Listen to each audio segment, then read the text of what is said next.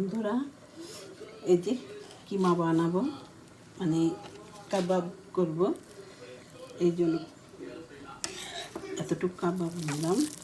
Air ফ্রায়ারে দিব আজকে, দেখাবো, পুরাটাই দেখাবো আমি। রেসিপি দেওয়া টাফ হয়ে যায়, আসলে সময় পাওয়া যায় না।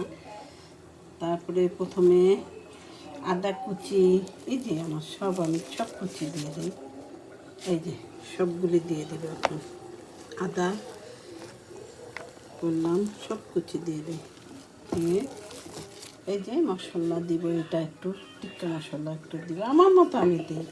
তারপর হলুদ, লবণ, যা যা দেওয়া লাগে আর কি সব দিব।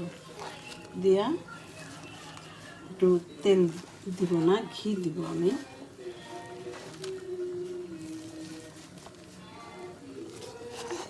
সবগুলি মশলা কুচালাম, সব দিব।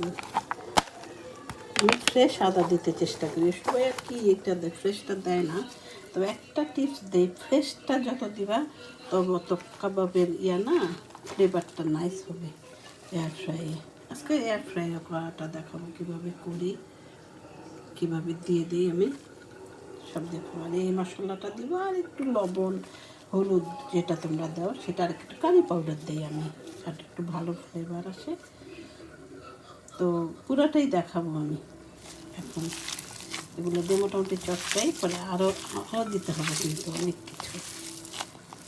আবার অনেকে বলবো যে এত হাতে দাও না, কেন হাত দিয়ে চটকাইলে, গ্লাভস দিয়ে চটকাতে চটকাতে না অভ্যাস হয়ে গেছে। আমি কাবাব টাবাব করলে এরকম গ্লাভস করিনি, কারণ কি জানো, ওই মাসের আমার গন্ধটা সেটা ভালো লাগে না। এখন ইজি হয়ে গেছে। প্রথম খারাপ লাগতো, প্রথম হবে না সবারই। তোমাদের এগুলো কিন্তু গ্লাভসগুলো কিন্তু সম্পূর্ণ ফুডের জন্যই, কিচেনে কাজ করার জন্য।